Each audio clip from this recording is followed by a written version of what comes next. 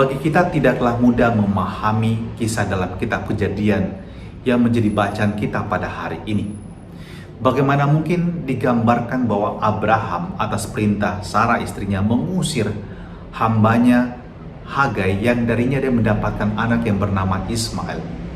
Tetapi kita membaca kitab suci dalam konteks pada zaman tersebut, dan tentu di dalam konteks kerangka janji Allah kepada bangsa Israel, kepada Abraham yang akan menjadi bapa bagi bangsa yang sangat besar, dan adalah bangsa Israel. Dan mari kita melihat ada dua pesan yang diberikan dalam bacaan ini sebenarnya. Yang pertama adalah bahwa Abraham menunjukkan sikap taat dan patuh pada rencana Allah, meskipun kerap kali sulit dipahami dengan akal budi.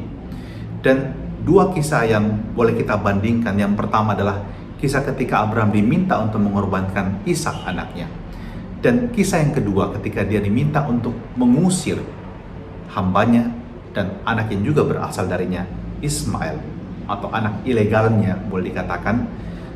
Dan ini merupakan dua hal yang bagi Abraham juga susah untuk dia pahami, dan bagi pembaca tentu merupakan hal yang juga aneh. Tetapi itulah kitab suci yang mengajak kita untuk bersikap seperti Abraham. Kadang-kadang kita tidak memahami apa yang terjadi dalam kehidupan kita, di luar segala harapan dan perhitungan kita. Tapi waktu Tuhan selalu indah pada waktunya. Dan yang kedua adalah Allah juga menunjukkan bahwa Dia tidak meninggalkan orang yang miskin, tidak meninggalkan orang yang terpuruk, tidak meninggalkan orang yang menderita. Dan itu ditunjukkan ketika Hagai menangis dalam keputusasaan.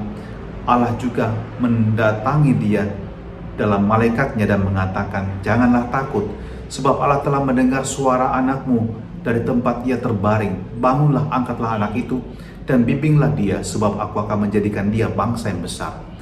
Bagi Hagai dan juga anaknya Ismail, Allah juga punya rencana yang tak terpikirkan sebelumnya oleh Hagai.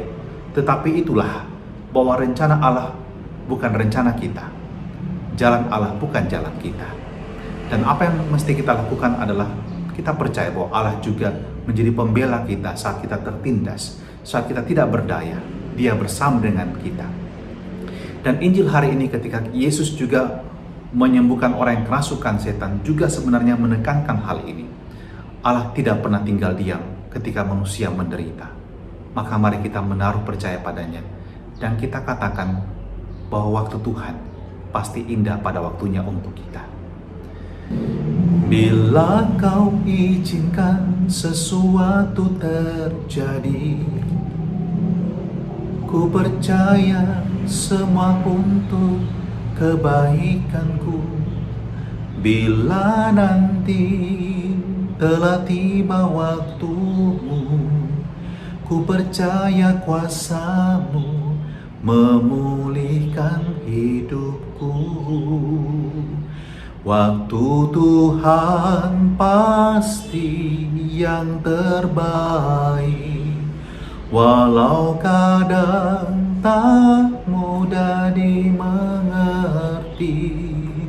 Lewati cobaan, ku tetap percaya waktu Tuhan pasti yang terbaik. Dan terimalah berkat Allah yang Maha Kuasa dalam nama Bapa dan Putra dan Roh Kudus. Amin.